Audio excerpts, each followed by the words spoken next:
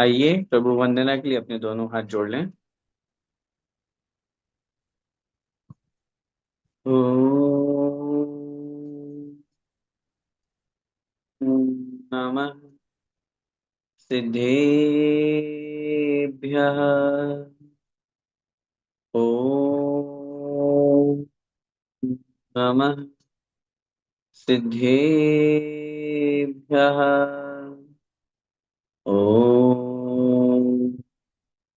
नमः सिद्धेभ्यः। नमो अरिहन्ताणम्। नमो सिद्धाणम्। नमो आयर्याणम्। नमो उवज्झायाणम्।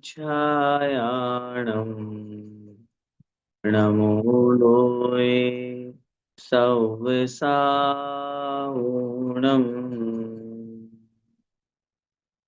तीन भुवन में सार वीतराग विज्ञानता।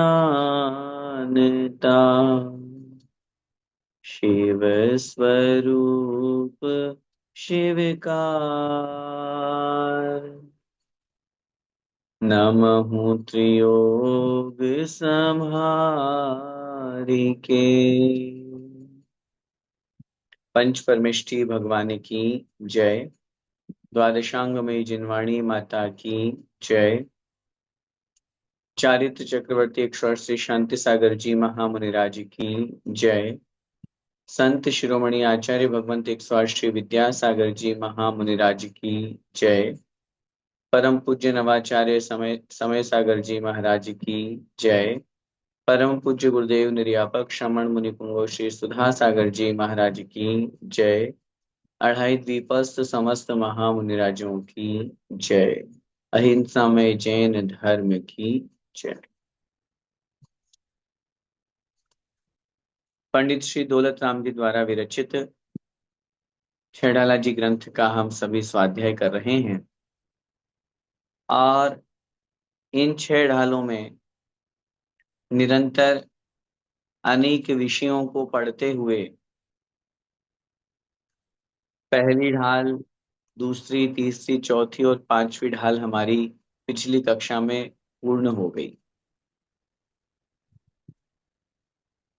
कभी कभी इस तरह का चिंतन हमें जरूर करना चाहिए कि इस छह ढाला ग्रंथ को इतना महत्व क्यों दिया गया है, जबकि पंडित विद्वानों के द्वारा लिखे हुए तो और भी बहुत सारे ग्रंथ हैं, बहुत सारे शास्त्र हैं।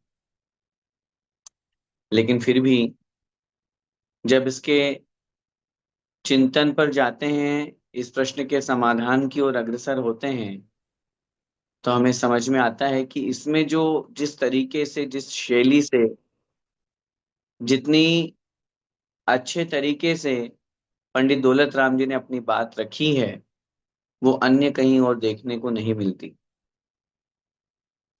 जहां प्रारंभ से पहले छंद से लेकर के जीव के उस लक्ष्य को बताया कि जे त्रिभुवन में जीव अनंत, सुख चाहे दुखते भयवंत, उस लक्ष्य को बता करके उन्होंने उस सुख की यात्रा को प्रारंभ किया। सुख तक पहुंचने के पहले उन्होंने दुख बताया, क्योंकि दुख चारों गतियों में है। चारों गतियों में दुख ही दुख है। ये जब तक हम नहीं समझेंगे तब तक हम शाश्वत सुख की ओर नहीं बढ़ सकते। बहुत सीधी सी बात है। जैसे मैंने पहले भी निवेदन किया था कि दो प्रकार के कथन हुआ करते हैं, विधिपरक और प्रतिषेध रूप में, सकारात्मक और नकारात्मक। तुम्हें वहां जाना है और यह वस्तु लाना है, ये हो गया विधि पूर्वक कथन। निषेध या प्रतिषेधात्मक कथन, तुम्हें वहां जाना है, यह वस्तु लाना है, देखो दूसरी वस्तु मत लाना, वो ही वस्तु लाना। अब ये जो बाद वाला सेंटेंस हमारे साथ में जुड़ा, ये उस वस्तु तत्व की या पहले जो वस्तु हम ला रहे थे उसकी और ज्यादा सिद्धि ही कर रहा है। जैसे फिर से रिपीट कर रहा हूं मैं, ध्यान से सुनिएगा। तुम्हें वहां जाना है और वह वस्तु लाना है, नॉर्मल सी बात है। सामने वाले को अपन ने इंस्ट्रक्शन दिए और वो वस्तु उसको लेके आने का ऑर्डर मिला। देखो, दूसरी वस्तु मत लाना, वो ही वस्तु लाना। अब इससे वो थोड़ा और ज्यादा सावधान होगा कि मुझे वही वस्तु लेकर के जानी है। अगर गलती से दूसरी वस्तु ले गया तो फिर गड़बड़ हो जाएगा। अब विधि और प्रतिषेध दोनों कथन होने पर ही वस्तु तत्व का या किसी भी पदार्थ का स्पष्ट निर्णय होता है। यहाँ कभी चिंतन कीजिए सीधा तीसरी ढाल में, जहां सुख का वर्णन किया, आत्म को हित है सुख सो सुख आकुलता बिन कहिए। यहां से भी तो शुरुआत कर सकते थे, सीधा सुख ही बता देते, सुख ऐसे मिलता है, सुख मोक्ष में मिलता है, मोक्ष मार्ग की ये व्यवस्था है। पहले दुखों का वर्णन करना ये बता रहा है कि नहीं, जब तक उस जीव को यह पता नहीं चलेगा कि मैं संसार में दुखी ही हो रहा हूं, दुख ही दुख मुझे प्राप्त हो रहे हैं, तब वो सुख की खोज नहीं करेगा, तब वो सुख की प्राप्ति की ओर अग्रसर नहीं होगा। जब तक हमें यह नहीं बताया जाएगा कि इस वस्तु को करने पर हमें दुख मिलेगा, तो हमें सुख की प्राप्ति की इच्छा ही नहीं होगी। अब वो दुख बताने के बाद दूसरी ढाल में, वो दुख क्यों मिले, किस कारण से मिले, किस कारण से मिल रहे हैं, मिथ्या दर्शन, मिथ्या ज्ञान और मिथ्या चारित्र, वश भ्रमत भरत दुख जन्म मरण, ऐसे मिथ्या दृग ज्ञान चरण वश भ्रमत भरत दुख जन्म मरण। मिथ्या दर्शन, मिथ्या ज्ञान और मिथ्या चारित्र के वशीभूत होकर यह जीव संसार में भटकता है और जन्म मरण के दुखों को भोगता है। इसलिए पूरी दूसरी ढाल में उन्होंने दुखों का निमित्त बताया, मिथ्या दर्शन, मिथ्या ज्ञान और मिथ्या चारित्र का वर्णन किया। और फिर बाद में आए, अब इनको छोड़ करके ताते इनको तजिए सुजान, इनको सबको छोड़ करके सम्यक दर्शन का बहुत सुंदर वर्णन तीसरी ढाल में। और सम्यक दर्शन को हमें 25 दोषों से रहित होकर के, 8 अंगों से सहित होकर के पालन करना चाहिए। उस सम्यक्त की महिमा का इतना सुंदर सुंदर वर्णन। और फिर चौथी ढाल में सम्यक ज्ञान, और सम्यक ज्ञान के साथ एक देश चारित्र का वर्णन। क्योंकि हमें ये भी समझना है कि जब सम्यक दर्शन, सम्यक ज्ञान और सम्यक चारित्र रूप मोक्ष मार्ग पर आगे बढ़ना है, तो क्रम यही है, सम्यक दर्शन, सम्यक ज्ञान प्राप्त करके, और अगर किसी की सामर्थ्य है तो सीधा दिगंबर वेश धारण करके मुनिव्रत और महाव्रतों को अंगीकार करे। नहीं है तो श्रावक के एक देश व्रतों का पालन करते हुए श्रावक के व्रतों को वह अंगीकार करे। और 12 व्रतों को बहुत सुंदर विवेचना, 5 अणुव्रत, 3 गुणव्रत और 4 शिक्षा व्रत को उन्होंने समझाया। और ये कर्तव्य पालन करते हुए फिर 5वें ढाल में अपन ने पढ़ा 12 भावना। वो 12 भावनाएं जो एक मनुष्य को, एक जीव को, एक प्राणी को, मनुष्य को जैसे जन्म देने में माता का बहुत बड़ा योगदान है, या माता जननी के माध्यम से ही जन्म होता है, ऐसे ही उस वैराग्य को उत्पन्न करने में ये 12 भावनाएं जननी के समान है, माता के समान है। स्पष्ट रूप से ये कथन करते हुए यहाँ पर पंडित दौलत राम जी ने बहुत सुंदर 12 भावनाओं का वर्णन किया। क्योंकि उन्हीं 12 भावनाओं को भाने से हमारे अंदर वैराग्य जगेगा, और वैराग्य के उत्पन्न होने पर वह जीव नियम से गृहस्थी को छोड़ करके, सांसारिक विकल्पों को छोड़ करके, राग द्वेष का त्याग करके, और मोक्ष मार्ग जो छठे गुण स्थान से प्रारंभ होता है, जो 5 महाव्रतों के अंगीकार से शुरू होता है, उन 28 मूल गुणों का पालन करने रूप दिगंबर वेश धारण करे। बिना वैराग्य की भावना उत्पन्न हुए कोई भी मोक्ष मार्ग पर नहीं बढ़ता। जब तक अंतरंग में वैराग्य नहीं होगा, तब तक बाहर से आप कोई भी सम्यक चारित्र को अंगीकार नहीं करते। सम्यक चारित्र को अंगीकार करना बता रहा है कि वह व्यक्ति, अब उसे संसार नहीं रुच रहा, अब उसे संसार से बाहर निकलने का भाव हो रहा है। उसके मन में ये परिणाम जागृत हो रहा है, मैं जैसे तैसे करके इस संसार से बाहर निकल जाऊं। इस तरह वैराग्य, संसार शरीर भोगों से विरक्ति, अनित्य आचरण, संसार एकत्व, अन्यत्र, इन 12 भावनाओं का चिंतन करता हुआ वो आगे बढ़ता है। और इसीलिए छठी ढाल में पंडित दौलत राम जी ने महाव्रतों का वर्णन करते हुए सबसे पहले दिगंबर मुनि महाराज की 28 मूल गुणों का वर्णन किया।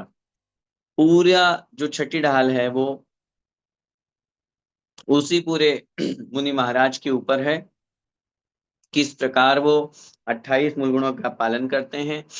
एक एक मूल गुण को हम समझेंगे। अहिंसा महाव्रत, सत्य महाव्रत, अचौर्य महाव्रत, ब्रह्मचर्य महाव्रत, अपरिग्रह महाव्रत, 5 समिति, ईर्ष्या, भाषा, ऐष्णा, आदान निक्षेपण और प्रतिष्ठापन। इसके अलावा 5 इंद्रिय विजय, 6 आवश्यक, 7 शेष गुण। इन 28 मूल गुणों का पालन मुनि महाराज करते हैं। और उन 28 मूल गुणों का पालन करते हुए वो निरंतर अपनी आत्म तत्व के कल्याण के निमित्त भूत उस शुद्ध आत्मा की अनुभूति की ओर अग्रसर होते हैं। और उस शुभोपयोग रूप में 28 मूल गुणों का पालन करते हुए एक समय ऐसा आता है कि वो शुभोपयोग में रहते हुए कब शुद्धोपयोग में पहुंच जाते हैं पता ही नहीं चलता। और फिर जब यो चिंत निज में थिर भये तिन अकथ जो आनंद लयो, आत्म स्वरूप में लीन होकर के अपने स्वरूप में आचरण करने लगते हैं। जिसे स्वरूपाचरण कहो, शुद्धोपयोग कहो, परम समाधि अवस्था कहो, ये सब एकार्थवाची हैं। और वहां पहुंच करके वो आत्म तत्व को प्राप्त करके और मोक्ष परम पद में चले जाते हैं। जो लक्ष्य जहां से प्रारंभ किया था पंडित दौलत राम जी ने, हर जीव का लक्ष्य है सुख की प्राप्ति, और उसे शाश्वत सुख में पहुंचा दिया। छठी ढाल बहुत महत्वपूर्ण है दो अपेक्षा से। पहली अपेक्षा, हमें अपना लक्ष्य, हमें अपना उद्देश्य जीवन जीने का, हमें अपना, यूं मान के चलिए, मंजिल इसके माध्यम से मिलेगी। हमें मंजिल का रास्ता मिलेगा, हमें मंजिल की का परिचय मिलेगा। दिगंबर वेश क्या होता है, मुनि महाराज कैसे अपने 28 मूल गुणों का पालन करते हैं। जो लोग ये कहा करते हैं पंचम काल में सच्चे दिगंबर मुनिराज नहीं होते हैं, आज इन 28 मूल गुणों का पालन करते हुए कितने कितने कितने दिगंबर मुनि महाराज आपको देखने को मिलेंगे। एक एक गुण आप उसमें प्रत्यक्ष देख सकते हो उन लोगों में, उन उन मुनि महाराजों में। अब जिसको नहीं दिखे वो अलग बात है, क्योंकि बात वही हो जाती है कि जिसकी उल्लू की आंखें हैं तो उसको दिन में नहीं दिखता, उसको सूर्य के प्रकाश नहीं दिखता है, तो उसमें सूर्य की गलती नहीं है, न सूर्य के प्रकाश की गलती है, वो गलती उल्लू की ही कहलाएगी, उसका क्षयोपशम ही नहीं है। इसी प्रकार आप तो एक एक गुण जिनमें झलक रहा है बिल बहुत स्पष्ट, 28 मूल गुणों का पालन करने वाले दिगंबर मुनिराज होते हैं, साधु परमेष्ठी होते हैं। और आज नहीं, पंचम काल के अंत तक सच्चे भावलिंगी 28 मूल गुणों का पालन करने वाले मुनिराज पाए जाएंगे। भावलिंग तो हमें नहीं दिख सकता, हम तो गुणस्थान तो नहीं जान सकते, लेकिन बाहर से हम इन 28 मूल गुणों को देख सकते हैं। और ये जिनमें दिख रहे हैं तो समझ जाइए वो सच्चे साधु हैं, सच्चे मुनिराज हैं। हाँ, अगर इनमें दोष लग रहा है मूल गुणों में, किन्हीं 28 मूल गुणों में से आपको लग रहा है नहीं नहीं, इनके तो देखो ये 2 मूल गुण कम हो गए, तो फिर हम वहां से दूरी बना लेंगे, वो अलग बात है, हम वहां से फिर अपने आप को दूर कर लेंगे। लेकिन जहां 28 मूल गुणों का पूर्ण रूप से पालन हो, निश्चित रूप से वो हमारे सच्चे गुरु हैं। उनकी पूजा अर्चना वंदना नमोस्तु करके हमें पापों का क्षय करना चाहिए। और यदि ईर्ष्या भाव से या उनको नहीं मानने के भाव से यदि कोई नहीं करता है तो उल्टा और पाप का दोष ही लगेगा, उल्टा और उन्हें पाप बंद ही होगा। इसलिए दूसरी बात, हमें भी उन 28 मूल गुणों का पालन आज नहीं तो कल करना ही है। हम सबका लक्ष्य यही है। तो लक्ष्य तक पहुंचने के लिए हमें लक्ष्य का ज्ञान होना भी जरूरी है। इसलिए बहुत अच्छी तरह से इस छठे ढाल को अपन प्रारंभ करते हैं। आइए निकाल लीजिए। इन 28 मूल गुणों में सबसे पहले 5 महाव्रत का वर्णन, उनमें से 4 महाव्रत का वर्णन इस पहले छंद में कर रहे हैं। आइए देखते। षट काय जीवन हनन ते सब विधि दरब हिंसा टरी रागादि भाव निवारते हिंसान भावित अवतरी जिनके नलेश मृषान जल मृण हूँ बिना दियो गहे 8 10 सहस विधशील धर चिद ब्रह्म में नित रमि रहे। बहुत सुंदर लय ताल और छंद के साथ में इस छठी ढाल का पहला छंद अभी अपन ने पढ़ा। सबसे पहला महाव्रत है अहिंसा महाव्रत। पहले हम महाव्रत की परिभाषा समझ लें। महाव्रत किसे कहते हैं? महाव्रत, व्रत दो प्रकार के होते हैं, अणुव्रत और महाव्रत। आचार्य भगवंत उमा स्वामी महाराज ने तत्वार्थ सूत्र जी के 7वें अध्याय में सूत्र लिखा, देश सर्वतोण महति। पहले 5 व्रत के नाम दिए उन्होंने। हिंसा नृतस्तेय ब्रह्म परिग्रहेभ्यो विरतिर व्रतम। वह जो व्रत है, जो पांचों पापों का त्याग का नाम व्रत है, वह व्रत दो प्रकार का। देश सर्वतोण महति, पांचों पापों का एक देश त्याग करना अणुव्रत है। और सर्वतः पांचों पापों का सर्व रूप में पूर्ण रूप से सभी ओर से त्याग करना महाव्रत है। अब जरा इस बात पर अपन को विचार करना है, पांचों पापों का। अब बात अपन कर रहे हैं अहिंसा महाव्रत की। तो हिंसा का पूर्ण रूप से त्याग कर देना। पूर्ण रूप से मतलब न द्रव्य हिंसा, न भाव हिंसा, न मन वचन काय से हिंसा, और न बाहर से काय मन शरीर से, कुछ नहीं। किसी भी प्रकार के छोटे से छोटे जीव की भी जो हिंसा नहीं करते, उसका नाम है अहिंसा महाव्रत। अहिंसा महाव्रत। आइए समझते हैं। षटकाय जीव न हननते। षटकाय माने षटकाय। षट माने होता है 6, काय माने कायवान। 6 प्रकार के या 6 काय वाले, षटकाय वाले जीवों को न हननते, न माने नहीं, हननते माने मारने से। षटकाय के जीवों को नहीं मारने से या षटकाय के जीवों की विराधना नहीं करने से, सब विधि सभी प्रकार के दरव हिंसा टरी। दरव माने द्रव्य, हिंसा माने हिंसा, टरी माने दूर हो गई। अब पहले समझे षटकाय के जीव कौन कौन से होते हैं। पृथ्वी का एक, जल का एक, अग्नि का एक, वायु का एक, वनस्पति का एक और त्रस का एक। सामान्य रूप से समझ लीजिए सब जीव आ गए। जीव कितने प्रकार के? 2। संसारिणो मुक्ताश्च। अब उस संसारी में भी 2 भेद। अब मुक्ति की तो फिर बात ही नहीं है, तो संसारी के त्रस स्थावरा। संसारी के 2 भेद, त्रस और स्थावर। त्रस को उन्होंने एक में ले लिया, त्रस का एक, और स्थावर को 5 भेदों में विभक्त कर दिया। पृथ्वी का एक, जल का एक, अग्नि का एक, वायु का एक, वनस्पति का एक। पढ़ के आए अपन पहले। पंच स्थावर और साथ में एक हो गया त्रस। अब सारे जीव आ गए कि नहीं? त्रस में 2 इंद्रिय, 3 इंद्रिय, 4 इंद्रिय, पंचेंद्रिय, सब आ गए। बहुत सीधा सा कहें तो षटकाय के जीवों की विराधना नहीं करना, या फिर किसी भी जीव की विराधना नहीं करना, चाहे वो एक इंद्रिय हो, चाहे दो इंद्रिय हो, चाहे तीन इंद्रिय, चाहे चार इंद्रिय, चाहे पंच इंद्रिय, किसी भी जीव की नहीं। एक इंद्रिय में भी पृथ्वी कायिक, जल कायिक, अग्नि कायिक, वायु कायिक, वनस्पति कायिक, किसी भी जीव की विराधना नहीं करना। अब आप सोचिए, पहली पंक्ति का अर्थ फिर से देखिए, फिर डिटेल में जाएंगे।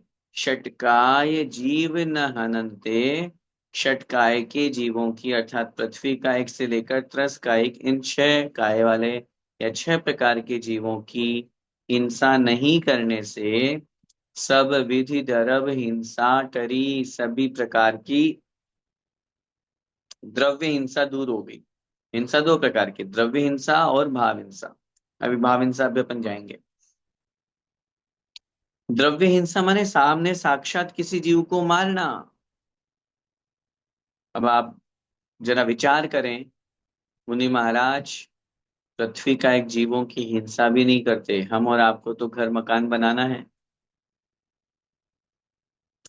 मिट्टी खोदना पड़ेगी, घर मकान बनाएंगे तो पृथ्वी का एक जीवों की हिंसा होगी।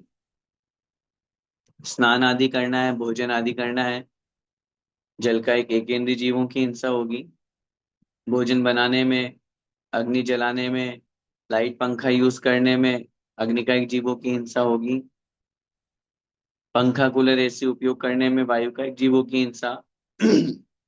और वनस्पति, जब हम यूं समझ लीजिए ग्रीनरी लगा रहे हैं घर पे, घास फूस भी, अब अगर अपन गार्डनिंग भी कर रहे हैं या फल सब्जियों का उपयोग कर रहे हैं, वनस्पति का एक जीवों की हिंसा। त्रस का एक जीवों में दो इंद्रिय, तीन इंद्रिय, चार इंद्रिय और पंच इंद्रिय। अब जिनके त्याग है वो तो अच्छी बात है, लेकिन नहीं है तो हमारे द्वारा इन जीवों की हिंसा हो ही जाती है। गाड़ी चला रहे हैं या गाड़ी में बैठे हैं, वाहन का उपयोग कर रहे हैं, तो कितने जीव उस गाड़ी के नीचे आके मरण को प्राप्त हो जाते हैं, छोटे छोटे त्रस जीव। सॉरी। अब ये जितनी सारी चीजें अभी हमने आपको कही, पृथ्वी का एक से लेकर के त्रस का एक तक, इनमें से मुनि महाराज कौन सी हिंसा करते हैं बताइए। सॉरी। क्या रहने के लिए मकान बनाते हैं? अब आप कहेंगे हाँ संतशाला बनाते हैं। मुनि महाराज थोड़ी बनाते हैं, वो तो अपन लोग बनाते हैं। ये तो अपना कर्तव्य है, मुनि महाराज को रहने के लिए स्थान देना है। ये तो अपने दान है, अपने भैया वृत्ति है। अपन बना रहे हैं, मुनिराज नहीं कह रहे मेरे लिए बनाओ, तो मुनिराज को दोष नहीं लगेगा। जल का एक, अब आप बोलोगे मुनिराज आहार लेते हैं, तो आहार आप उनके लिए बना रहे हो या खुद के शुद्ध भोजन के लिए बना रहे हो? और उनके लिए भी बना रहे हो तो वो कहे थोड़ी ना मेरे लिए आहार बनाओ। ये तो हमारा आहार दान है। हमें उसमें हिंसा, अब देखना ध्यान से, उदाहरण दे रहा हूं। मुनि महाराज हमारे नगर में पधारे और हमारे मन में भाव हुआ हमारे घर में भी मुनिराज के चरण पड़े, आहार दान किया। अब भोजन बनाने में हिंसा हुई कि नहीं? होती है, स्वाभाविक सी बात है।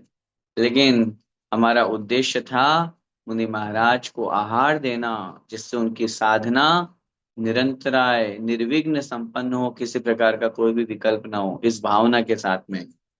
तो जब ये भावना बनी तो जितना पाप लगा वो सब मिट गया। उद्देश्य क्या था? हालांकि मुनिराज का उसमें कोई अनुमोदना नहीं, मेरे लिए आहार बनाओ, या वो कहते नहीं है। कह रहे हैं तो फिर वो मुनि नहीं, नहीं है।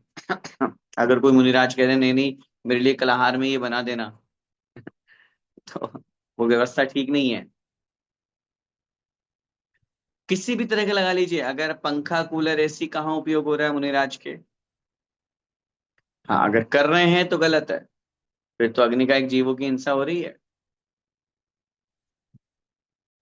और 10 भी जीव मर रहे हैं उसमें तो। कूलर में कौन सा पानी छान करके उबाल करके डाल रहे हो आप?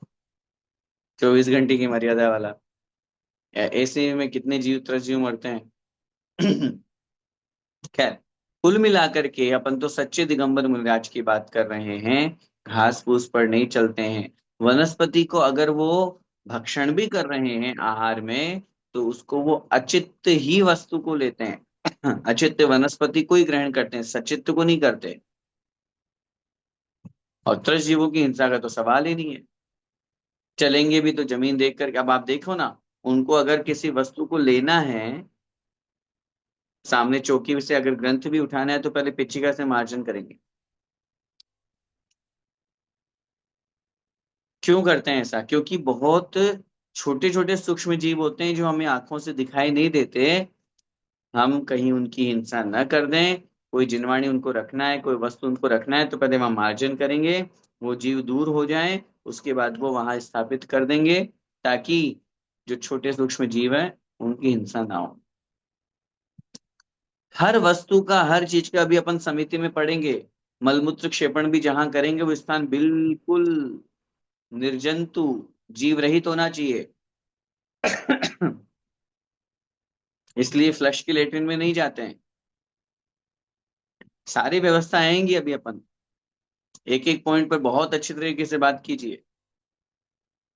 इसीलिए यहाँ पर पंडित दुलताम जी पहली ही पंक्ति में कह रहे हैं, षटकाय जीव न हननते। षटकाय के जीवों की हिंसा नहीं करने से उनकी द्रव्य हिंसा दूर हो गई, द्रव्य हिंसा से वो दूर हो गए।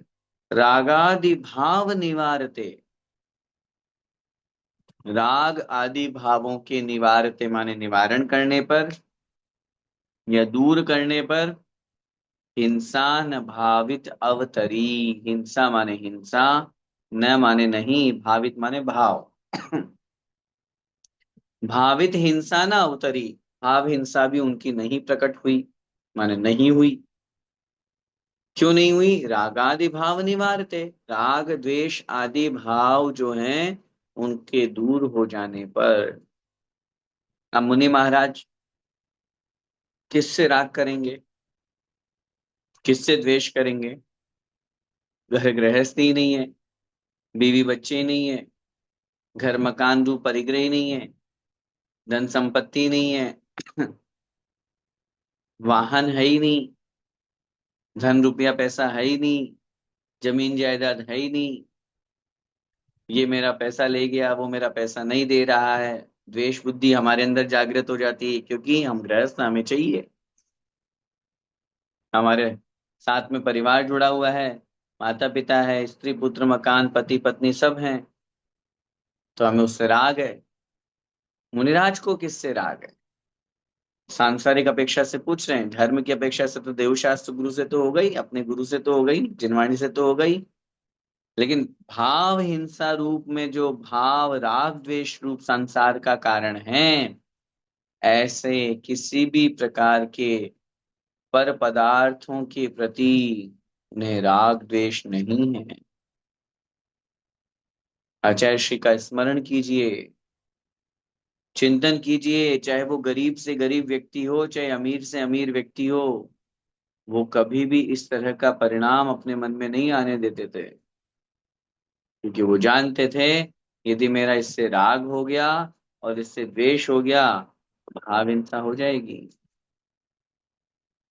हाँ, ये अलग बात हो सकती है, मैं बहुत स्पष्ट हमेशा कहा करता हूं कि यदि किसी व्यवस्था के निमित्त से किसी क्षेत्र पर कोई विशेष कार्य होने होने का कार्यक्रम है, उस निमित्त से यदि किसी विशेष व्यक्ति से बात हो रही है, और आप कहें वो राग है, वो राग नहीं है, वो धर्म के प्रति अनुराग है। क्योंकि धर्म की प्रभावना में बिना अर्थ के सहयोग के वो नहीं हो सकता है। और वो अगर वो कर रहे हैं, तो वो अपने स्वार्थ पूर्ति के लिए नहीं कर रहे हैं, वो धर्म की प्रभावना के लिए कर रहे हैं। इसलिए वहां यदि व्यक्ति विशेष से कोई चर्चा विशेष भी हो रही है, तो वो राग की कोटि में नहीं आएगी, सांसारिक राग की कोटि में नहीं आएगी। नहीं तो आपको नहीं नहीं, ये अपने भक्तों को तो बहुत देते हैं, और जो जो भक्त नहीं है उनकी तरफ देखते भी नहीं है। ऐसी बहुत बार बहुत लोगों ने शिकायतें की है, लेकिन ऐसा नहीं है। जहां राग द्वेष आदि विकार भाव कुछ भी नहीं है, हिंसा न भावित अवतरी, वहां भाव हिंसा भी प्रकट नहीं हुई। इन दोनों पंक्ति में अहिंसा महाव्रत को समझाया। हिंसा दो प्रकार की, द्रव्य हिंसा और भाव हिंसा। जहां षटकाय के जीवों की विराधना नहीं होती है, और जहां मन में भी किसी भी जीव के प्रति राग द्वेष नहीं, किसी भी जीव के प्रति, क्योंकि अगर राग भी है, द्वेष भी है, तो आचार्य अमृतचंद स्वामी महाराज ने पुरुषार्थ सिद्धि उपाय में स्पष्ट रूप से कथन किया है, स्पष्ट लिखा उन्होंने। आचार्य अमृतचंद स्वामी महाराज ने लिखा, आत्म परिणाम हिंसन हेतुत्वात् रागादि भाव हिंसा। हिंसा की परिभाषा यही दे दी। क्यों? राग द्वेष रूप परिणाम किया आपने, आत्मा के परिणामों की हिंसा कर दी आपने, हिंसा भाव हिंसा हो गई आपकी। इसलिए मुनिराज किसी भी व्यक्ति के प्रति राग द्वेष नहीं करते, अहिंसा महाव्रत का पालन करते हैं। द्रव्य हिंसा और भाव हिंसा, इन दोनों प्रकार की हिंसा से बहुत दूर हैं। या यूं कह दीजिए, मन वचन काय, इन तीन को कृत कारित अनुमोदना, इन तीन से गुणा करो, कहलाती है 9 कोटि। मन कृत मन कारित मन अनुमोदन, वचन कृत वचन कारित वचन अनुमोदन, काय कृत काय कारित काय अनुमोदन। इन 9 कोटि से जो पूर्ण रूप से हिंसा के त्यागी हैं, वो है अहिंसा महाव्रत। और आज भी फिर रिपीट कर रहा हूं मैं, आज भी इस महान अहिंसा महाव्रत का को धारण करने वाले मुनिराज आज भी विद्यमान हैं। कितनी बार कितनी जगह पे हम लोग देखते हैं, वास्तव में किसी प्रकार का कोई मन से समर्थन ही नहीं है, कोई हिंसा का कार्य भी हो रहा है, नहीं नहीं भैया, तुम्हारी तुम जानो, मुझे कुछ नहीं बताना, मुझे कुछ नहीं कहना। आप अगर जाकर के बोलो महाराज मैं ये फैक्ट्री लगाना चाहता हूँ, और महाराज का हाँ ठीक है मेरा आशीर्वाद लगा लो खूब, अब उस फैक्ट्री में कितना पाप होना है। हमें अच्छी तरह से याद है, आचार्य श्री कभी भी संसारी कार्यों के लिए कभी आशीर्वाद नहीं देते थे। आदरणीय बड़े पंडित जी मेहराना साहब ने हमको बताया था कि वो 10 लक्षण में, क्योंकि वो 30-35 साल से 10 लक्षण में जाते थे उनके बाद। उन 30-35 सालों में उन्होंने, जब पूरा कार्यक्रम 10 लक्षण के होते थे, तो रात्रि में आदरणीय बेनड़ा साहब जो है वो वहां पे तत्वार सूत्र की कक्षा जो पूज्य आचार्य भगवंत पढ़ाते थे उसके प्रश्नोत्तर पे लेते थे, कि किसी को कोई प्रश्न उत्तर हो या उसका रिवीजन करवाते थे। सारा कार्यक्रम आचार्य श्री को जब बताते, तो शाम तक के कार्यक्रम के लिए आचार्य श्री कहते हाँ ठीक, हाँ ठीक, आशीर्वाद देते। और जैसे ही रात्रि का कार्यक्रम आता, आचार्य श्री बिल्कुल मौन, कुछ नहीं। तो एक बार पूछ लिया उन्होंने, महाराज ऐसे हंस के, क्योंकि वो तो बहुत नजदीक थे, तो उन्होंने इस तरह से पूछा, वाह महाराज, अपने कार्यक्रम के लिए तो आपने आशीर्वाद आशीर्वाद दे दिया, और हमारे कार्यक्रम के लिए आपने आशीर्वाद नहीं दिया। आचार्य श्री ने स्पष्ट कहा, हमारा तुम्हारा कुछ नहीं, हम रात्रि के किसी भी कार्यक्रम के लिए आशीर्वाद नहीं देते। आप सोचिए, आप विचार कीजिए, अहिंसा महाव्रत का कितना उत्कृष्ट पालन कर रहे हैं। स्पष्ट मना नहीं, रात में तुम कार्यक्रम करोगे, रात में तुम स्वाध्याय कुछ भी करो, उन्होंने कहा महाराज मैं स्वाध्याय तो करा रहा हूं, बोले वो तुम्हारी तुम जानो, मेरा आशीर्वाद नहीं है। अब बाद में यही कहना पड़ा, ठीक है महाराज आप अपनी मर्यादा में हो इसलिए आप बोल नहीं सकते, और हम श्रावक है, हम अगर ये स्वाध्याय या ये कक्षा नहीं लेंगे तो लोग इधर उधर भटकेंगे और अशुभ उपयोग में जाएंगे, तो हमारा कर्तव्य तो कि हम करें, हम अपना कर्तव्य करें, वो अपनी मर्यादा में वो नहीं बोलेंगे, लेकिन हमें तो अपना कर्तव्य करना है। लेकिन उनकी जगह रह के सोचिए वो क्यों नहीं बोल रहे हैं। रात में अगर मैं आशीर्वाद दे दिया, तो कितने जीवों की हिंसा होगी, कितनी लाइट जलेंगी, कितने लोग आएंगे जाएंगे, 10 लक्षण का समय है, बारिश का टाइम, कितने मक्खी मच्छर पैदा होंगे, मच्छरों का कितना, ये सब चीजें सोचिए। भाव हिंसा भी नहीं, मन से भी अनुमोदना नहीं पाप की, ये कहलाती है अहिंसा, ये कहलाता है अहिंसा महाव्रत। इसके बाद अगली लाइन में लिख रहे हैं, सत्य महाव्रत, जिनके नलेश मृषा, जिनके न लेश मृषा, जिनके माने जिन जिन मुनिराज के, न अर्थात नहीं है, लेश माने थोड़ी सी भी, अपन होता है लेश मात्र भी, सॉरी, थोड़ा सा भी, बहुत इतना सा भी, मृषा माने झूठ, असत्य वादन, असत्य बोलना, जिनके थोड़ा सा भी अर्थात बहुत थोड़ा भी, इतना सा भी झूठ नहीं है, या बहुत सीधा सा कहें, जो किंचित मात्र भी असत्य का प्रयोग नहीं करते, हमेशा सत्य के राह पर चलते हुए किसी भी जीव को कष्ट न हो, मेरे वचनों से इस बात का पूरा ध्यान रखते हैं। सत्य ही बोलना है, असत्य क्यों बोलना? मेरे असत्य बोलने से कितने लोग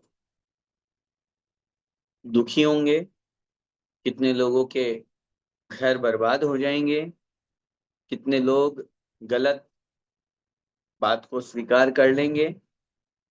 इन सब बातों पर विचार करके सत्य महाव्रत स्पष्ट कहता है, किंचित मात्र भी झूठ नहीं चलेगा। वही 9 कोटियां लगाना है, मन वचन काय कृत कारित अनुमोदना से, 9 कोटि से पूर्ण रूप से झूठ का त्याग कर दिया। अब अपन लोग तो कितना झूठ बोलते हैं, हम्म, होते कहाँ हैं और बोलते कहाँ हैं? मोबाइल में है। इसके अलावा व्यापार आदि के निमित्त से भी बोलना पड़ता है, घर गृहस्थी में भी रहते हैं, समाज में भी रहते हैं, तो थोड़ा बहुत बोलना पड़ता है। लेकिन ये तो चलो ठीक है, ये तो अहिंसा महाव्रत की बात होगी, सत्य महाव्रत की बात होगी। अपन को भी ये सोचना चाहिए, हम व्यर्थ में क्यों झूठ बोलें। गृहस्थ में हम पूर्ण झूठ से नहीं बच सकते, इसका मतलब ये नहीं कि हम खूब झूठ बोलें, इसका मतलब ये है बहुत मजबूरी हो तो झूठ बोलो, और ऐसा झूठ भी नहीं बोलना जिससे सामने वाले व्यक्ति का नुकसान हो जाए। सामने वाले व्यक्ति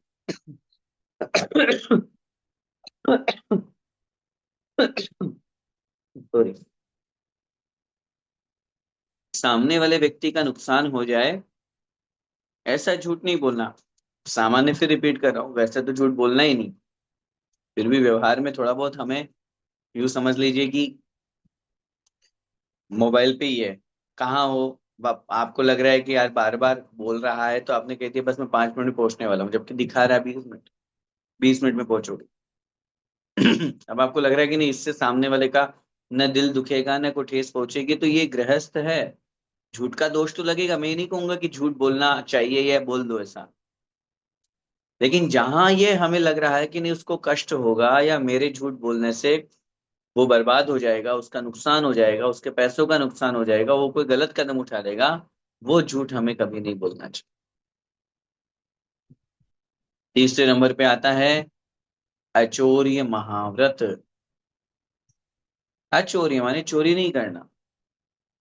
अब चोरी से तात्पर्य इसलिए आगे लिख रहे हैं, न जल मृण हु बिना दियो गए, न माने नहीं, जल माने जल पानी, मृण माने मिट्टी, हु माने भी। बिना दियो बिना दिए गहो, गहे न गए, नहीं लेते हैं, नहीं ग्रहण करते। तात्पर्य यह है, तीसरे नंबर का महाव्रत है अचौर्य महाव्रत। इस अचौर्य महाव्रत में लिख रहे हैं, मुनिराज जल और मिट्टी भी बिना दिए ग्रहण नहीं करते। क्या मतलब हुआ? जल और मिट्टी भी ग्रहण नहीं करना। कमंडल में जल चाहिए, तो ये नहीं है कि किसी गृहस्थ के यहाँ गए और उससे बिना पूछे ही जल ले लिया। अब थोड़ी सी व्यवस्था में अंतर है। अभी अपने अपन पंचम काल में है, मुनिराजों का जो निवास है आगम के अनुसार संतशाला में, मंदिरों में, या नगर के समीप स्थानों पर उनका आवास बताया गया है, स्पष्ट रूप से मूलाचार्य जी में और अनगार धर्मामृत में वर्णन है। अब श्रावक उनके साथ रहते हैं, आते जाते हैं, उठते बैठते हैं, तो उन्हें लगता है कि मुनिराज के कमंडल में जल नहीं है, शुद्धि के लिए चाहिए, शौच के लिए चाहिए, तो वो ला करके भर देते हैं। लेकिन जिस जल पर यदि किसी का अधिकार है, उस जल को वो ग्रहण नहीं करेंगे बिना पूछे। जस्ट एग्जाम्पल समझिए, जंगल की ओर हैं और जंगल में बहता हुआ जल है या कोई झरना झर रहा है। अब पहले के समय में मुनि महाराज वहां निवास करते थे, तो अब ऐसी स्थिति में कहाँ से उनके पास श्रावक कोई जल रोज मतलब यूं समझते दिन में 3 बार ला करके देगा। तो मुनिराज, जो शुद्ध जल है, बहता हुआ झरने का पानी है, या यूं कहिए कि जो तालाब का भरा हुआ ऊपर ऊपर का जल है, उसका उपयोग करके अपना शुद्धि का कार्य करते थे। लेकिन वो सार्वजनिक है तो वो ग्रहण कर सकते हैं।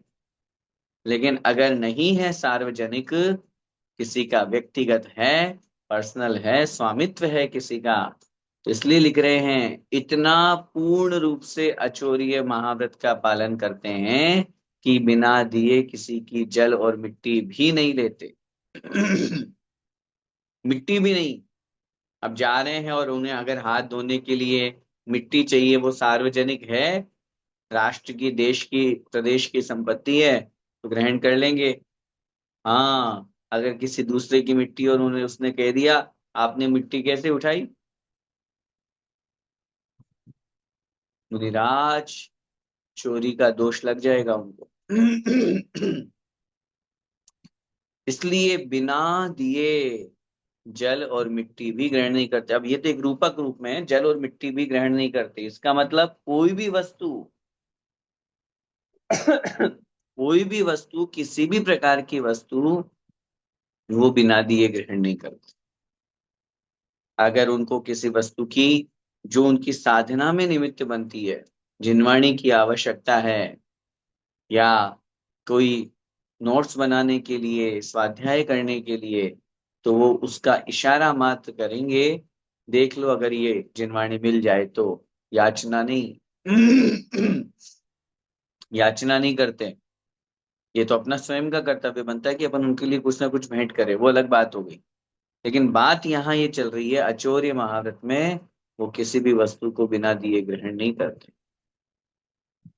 इसके बाद में है चौथे नंबर पर ब्रह्मचर्य महाव्रत।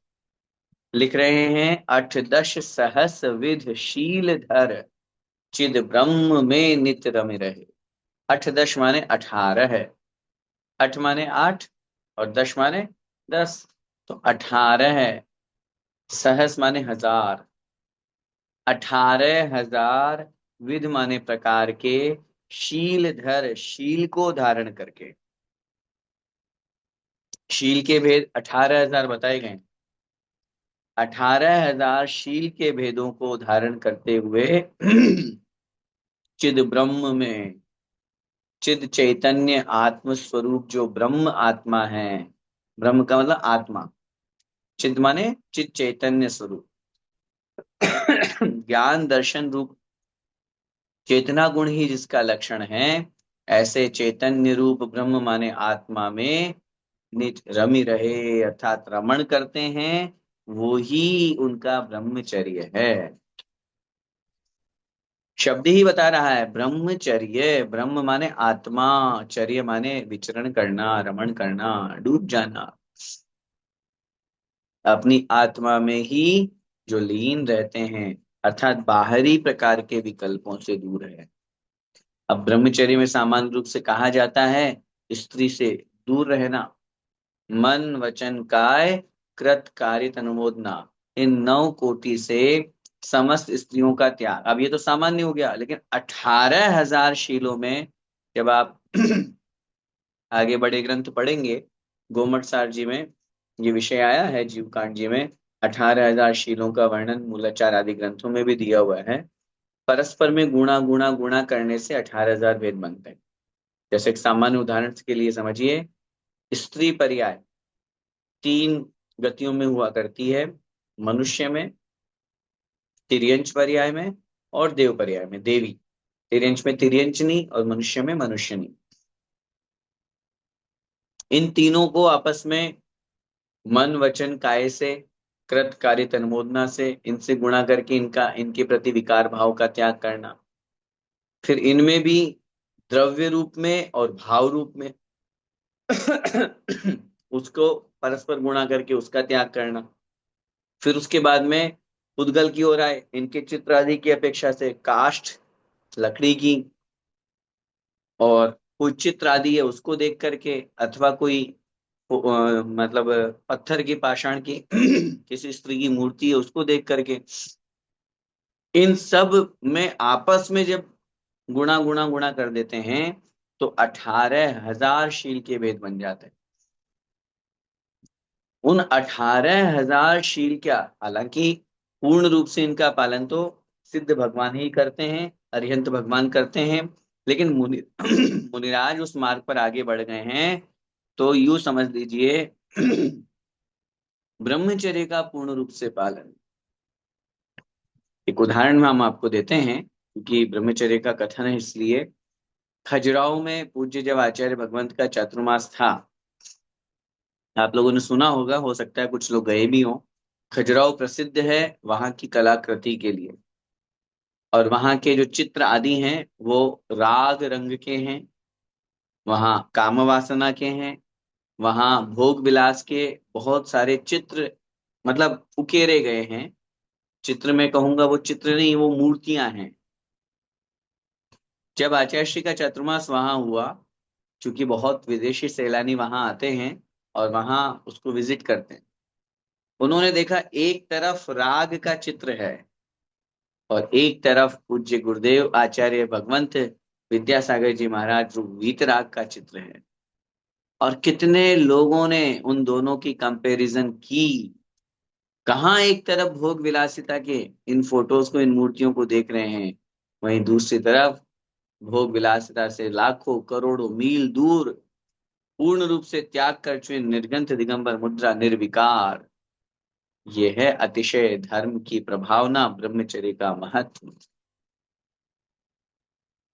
तो मुनिराज हमेशा ये भाव रखते हैं वो किसी भी प्रकार की स्त्री मात्र के प्रति पूर्ण रूप से विरक्त, मन में भी विकार नहीं, तन में तो होने का सवाल ही नहीं।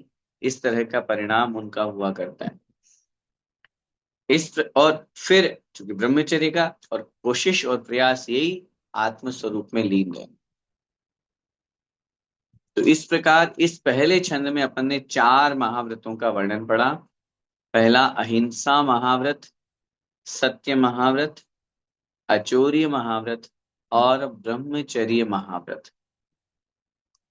इन 4 महाव्रतों में बहुत अच्छी तरह से अहिंसा महाव्रत में द्रव्य और भाव हिंसा का जहां पूर्ण रूप से त्याग हो गया।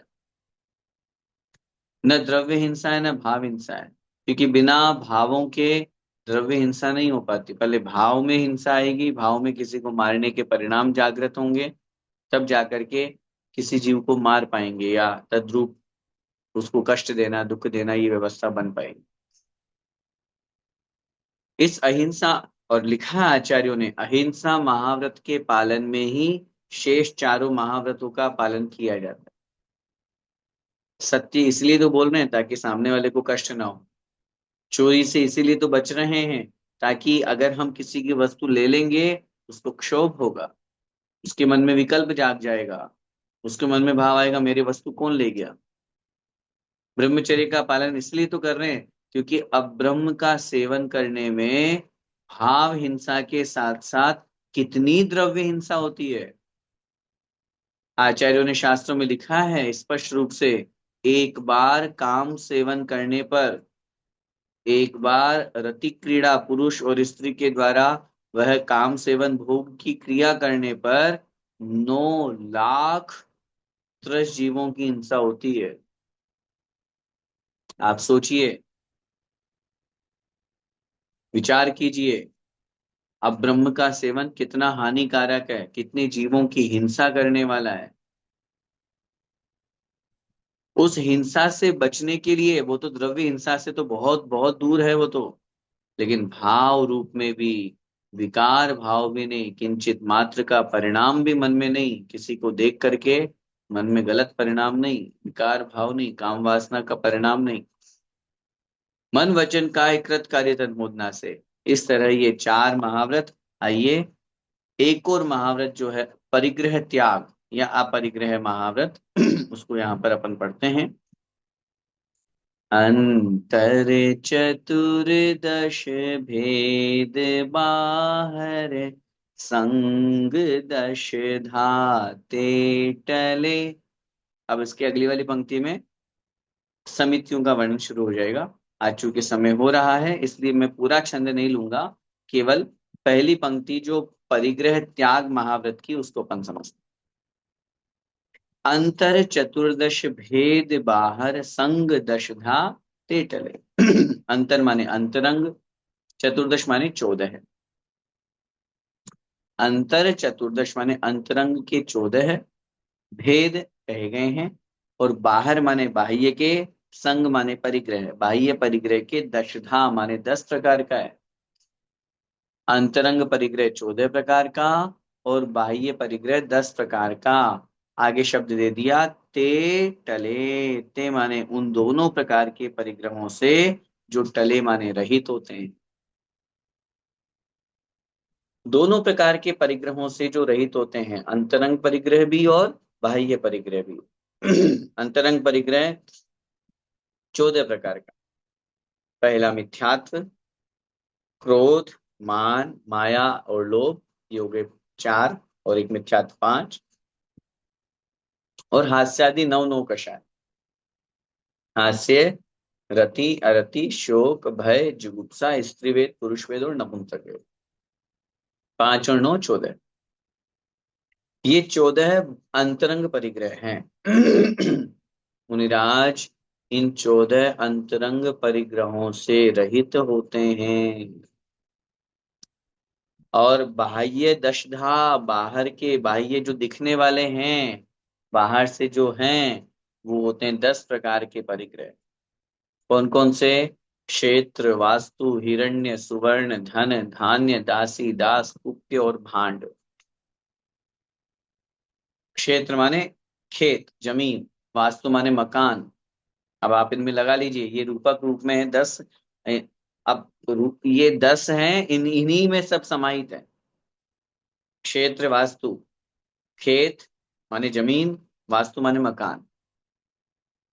फिर उसके बाद में हिरण्य, सुवर्ण। हिरण्य माने चांदी, सुवर्ण माने सोना। धन, धान्य, धन संपत्ति से तात्पर्य गोधन।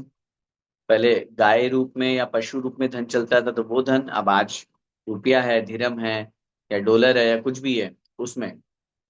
धान्य ये अपना जो है गेहूं, जो चना, मक्का, बाजरा आदि, दालें आदि, ये सब धान्य।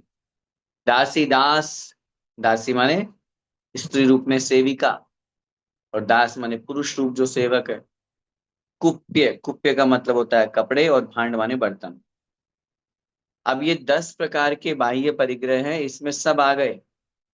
अब आप बोलोगे नहीं इसमें तो मोबाइल का नाम ही नहीं है। तो मोबाइल रख लें मुनिराज। हैं? हाँ, कुछ लोग करते हैं इस तरह का कुतर्क करने वाले, दुनिया में कमी थोड़ी ना है, तो कर देते हैं। आपको बोले बोले देखो मकान की मना किया है ना, दुकान तो रख सकते हैं। किसी भी प्रकार का बाह्य परिग्रह अपने पास में नहीं रखते। अपने पास रखने की जो 3 चीजें हैं ना, इच्छी, कमंडलू और शास्त्र। अब इनके अलावा ठीक है, जो उनकी साधना में निमित्त बन रहा है, कॉपी पेन उनके पास में है, डायरी है उनके पास में जिससे वो नोट्स बनाते हैं। चश्मा है, अगर किन्हीं मुनि महाराज की आंखों की दृष्टि कमजोर हो गई, चर्या का पालन ही नहीं हो पा रहा है, तो वो चश्मा रखेंगे। लेकिन चश्मा रखने का मतलब ये नहीं है कि हाँ 4 तरह के चश्मा रखेंगे। प्रवचन के टाइम अलग, आहार के टाइम अलग, बढ़िया सोने की डंडी वाला चश्मा। ये विकल्पों के काम है। ये जितने विकल्प बढ़ाएंगे, उन्हीं विकल्पों से दूर होने के लिए तुम उन्हीं बने हैं। और उन्हीं विकल्पों में फंस गए, टूट गया, और सोने का चश्मा रखा था कहीं पे और खो गया, फिर सामयिक में मन नहीं लगेगा। तो इसलिए वो फिर विलासिता में चला जाएगा, वो फिर परिग्रह की कोटि में चला जाएगा। ये चीजें समझने की दृष्टि है, कहने का भाव मेरा यही है। अंतरंग और बहिरंग अंतरंग 14 है और बहिरंग 10, इन 24 प्रकार के परिग्रहों से जो पूर्ण रूप से रहित हैं वो कहलाता है अपरिग्रह महाव्रत। अब हालांकि छठे सात्विक गुण स्थान में अंतरंग परिग्रह सारे तो नहीं जाते हैं, मिथ्यात्व चला जाता है, क्रोधमान माया लोभ भी संजुलन रूप में ही उदय में रहता है, हास्यादि रूप कषाय हैं, लेकिन तद्रूप जो वेद आदि है उनकी प्रवृत्ति नहीं देखी जाती है। राग आदि के भाव से दूर होने के कारण से वहां ये एक शुरुआत हुई है कि अंतरंग परिग्रह, क्योंकि परिग्रह की परिभाषा मूर्छा परिग्रह, मूर्छा का मतलब होता है ममत्व परिणाम, किसी भी वस्तु से ममत्व नहीं, ये वस्तु मेरी है ऐसा भाव भी नहीं लाते। ये कमरा मेरा है, अब आप इस कमरे में 2 महीने से रह रहे हो, हाँ मेरे कमरे में से ले आना, मेरा कमरा क्या है, मुनिराज का तो कोई कमरा ही नहीं होता, मुनिराज का तो कोई कक्ष ही नहीं है, मेरा कुछ है ही नहीं है। तो ये जो परिणाम है ये ममत्व भाव परिग्रह है, और मुनिराज इस परिग्रह से रहित हुआ करते हैं। बाह्य परिग्रह तो कोई रखना ही नहीं। जो वस्तु उनकी साधना में निमित्त बने, तपस्या में निमित्त बने, धर्म संस्कार में निमित्त बने, तब तो वो मान्य है। जो वस्तु साधना की जगह साधन का निमित्त बन जाए, भोग विलासिता का निमित्त बन जाए, वो वस्तु उनके परिग्रह में आएगी। बहुत स्पष्ट निवेदन कर रहा हूं, अगर कोई साधु आपसे पैसा मांगे कि मेरे अकाउंट में डाल दो या उस अकाउंट में डाल दो, भूल करके मत देना, वहां से नमोस्तु करके या बिना नमोस्तु कहे करे भी आ जाना, कोई पाप नहीं लगेगा। अगर पैसा डालोगे तो उल्टा पाप लगेगा, उल्टा पाप लगेगा। साधु का कर्तव्य नहीं है पैसा मांगना, और वो क्यों इकट्ठा कर रहे हैं, वो क्यों इकट्ठा कर रहे हैं? बाह्य परिग्रह कितने, मैं रिपीट कर रहा हूं, नाम किसी का हम लेते नहीं है, लेकिन संसार की व्यवस्था स्थिति जब देख रहे हैं, बहुत से साधु आपस में आजकल कितने साधुओं के बैंक अकाउंट है उनके नाम के, खुद के नहीं है तो उनके भक्तों के नाम के हैं, खुद चलाते हैं, खुद मेंटेन करते हैं।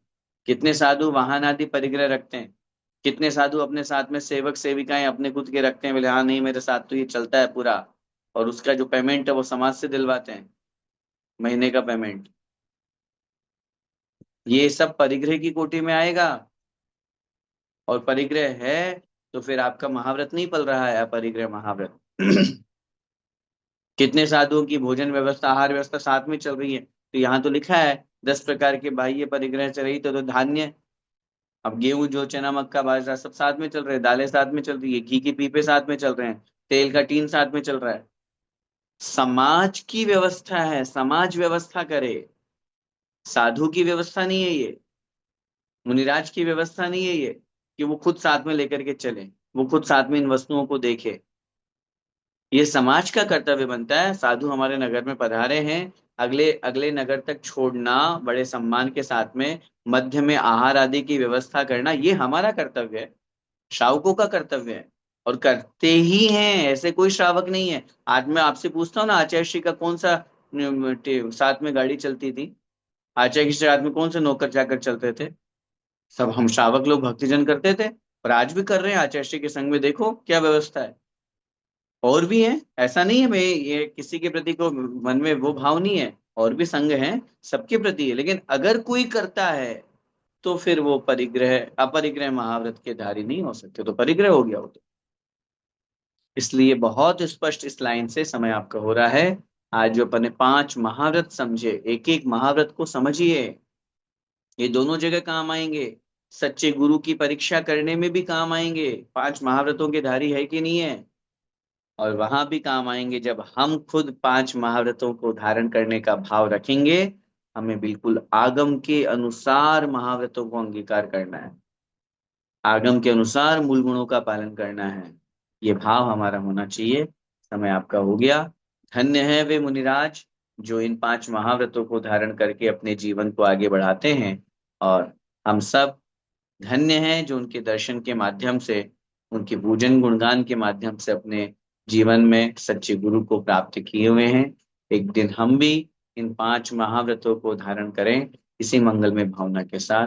बोले द्वादशांगमयी जिनवाणी माता की जय। संत शिरोमणि आचार्य भगवंत 108 श्री विद्यासागर जी महामुनिराज की जय। परंपराचार्य श्री समय सागर जी महाराज की जय। परम पूज्य गुरुदेव निर्यापक श्रमण मुनि पुंगव श्री सुधा सागर जी महाराज की जय। अढ़ाई द्वीपस्थ समस्त महामुनिराजों की।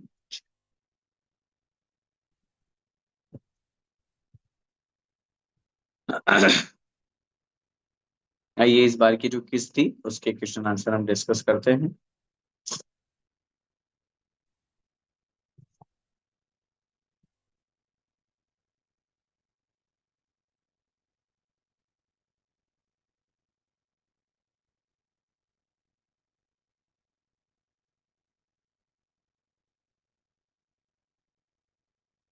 श्रमण संस्कृति जीसीसी दुबई टीम के द्वारा क्विज नंबर 90। पहला प्रश्न हमारा था, नरक की सातों पृथ्वियां कितने राजू प्रमाण क्षेत्र में हैं? 5 राजू, 6 राजू, 7 राजू या 8 राजू? सही उत्तर है बी, 6 राजू। अधोलोक पूरा 7 राजू है, लेकिन सातों पृथ्वी 6 राजू में और नीचे का एक राजू स्थान खाली है जहां पंच स्थावर रहते हैं। दूसरा प्रश्न, संख्यात योजन प्रमाण वाले नरक बिलों का जघन्य तिर्यक अंतर और उत्कृष्ट तिर्यक अंतर कितना है? जघन्य 1.5 योजन, उत्कृष्ट 3 योजन, जघन्य 2.5 योजन, उत्कृष्ट 5 योजन, जघन्य 7,000 योजन और उत्कृष्ट असंख्यात योजन? सही उत्तर है जघन्य 1.5 योजन और उत्कृष्ट 3 योजन, ए ऑप्शन। 3 योजन से दूर किसी प्रकार का कोई बिल नहीं है। तीसरा प्रश्न है, समस्त नारकी जीवों के शरीर में नहीं होते हैं क्या? दाढ़ी मूछ, निगोदिया जीव, अकाल मरण या उपर्युक्त सभी? सही उत्तर है उपर्युक्त सभी। उनका अकाल मरण भी नहीं होता, उनके शरीर में दाढ़ी मूछ नहीं होती, निगोदिया जीव भी उनके शरीर में नहीं पाए जाते। चौथा प्रश्न, नारकी जीवों के कौन सी विक्रिया होती है? पृथक विक्रिया, अपृथक विक्रिया, दोनों ही या दोनों ही नहीं? सही उत्तर है बी, अपृथक विक्रिया। वो अपने शरीर को चाहे जैसा बना सकते हैं, लेकिन शरीर के अलावा दूसरा शरीर नहीं बना सकते। पांचवा प्रश्न, एक राज्यों में कितने योजन होते हैं? असंख्यात, संख्यात, असंख्यात असंख्यात या 1,000? सही उत्तर है ए, असंख्यात। असंख्यात योजन का एक राज्य हुआ करता है। छठा प्रश्न, जाति नाम कर्म से त्रस और स्थावर में होने वाली उदित पर्याय को कौन सी मार्गणा कहते हैं? जाति, काय, योग या दर्शन? सही उत्तर है बी, काय मार्गणा। जहां वही षटकाय वाली व्यवस्था जो भी अपन ने पढ़ी थी वो। सातवां प्रश्न, जीव का जो भाव वस्तु को अर्थात ज्ञेय को ग्रहण करने के लिए प्रवृत्त होता है उसको कौन सी प्ररूपणा कहते हैं? जीव समास, उपयोग, प्राण या संज्ञा? सही उत्तर है बी, उपयोग। उपयोग मार्ग, उपयोग प्ररूपणा। आठवां प्रश्न, भावन लोक अधोलोक में स्थित प्रथम पृथ्वी रत्न प्रभा के कितने भागों में स्थित हैं? एक भाग में, सातों भागों, सातों पृथ्वियों में, तीनों भागों में या 2 भाग में? सही उत्तर है डी, 2 भाग में, खर भाग और पंख भाग। भावन लोक अधोलोक में स्थित प्रथम पृथ्वी रत्न प्रभा के कुल कितने योजन मोटाई वाले स्थान में स्थित है? 1,10,000, 1,40,000, 1,00,000 या 84,000? सही उत्तर है सी, 1,00,000 योजन में। क्योंकि 1,80,000 योजन मोटी पहली पृथ्वी है, 80,000 योजन मोटाई जो है वो अब बहुल भाग तीसरे भाग की है, खर भाग 16,000 और पंख भाग 84,000, तो 16 और 84, 1,00,000 योजन। अंतिम प्रश्न, भवनवासी देवों के 10 भेदों में से कुल कितने प्रकार के देव रत्न प्रभा पृथ्वी के खर भाग में रहते हैं? 9, 6, 1, 3? सही उत्तर है ए, 9। जो असुर कुमार जाति के देव हैं वो पंख भाग में निवास करते हैं, और शेष जो 9 प्रकार के भवनवासी देव हैं वो खर भाग में निवास करते हैं। इस प्रकार ये 10 प्रश्न इस क्विज में हमारे साथ जुड़े थे। आप सभी ने जिन जिन ने इसमें भाग लिया, इसको बहुत अच्छी तरह से आप लोगों ने अन्य लोगों तक इसको पहुंचाने में बहुत अच्छा सहयोग किया।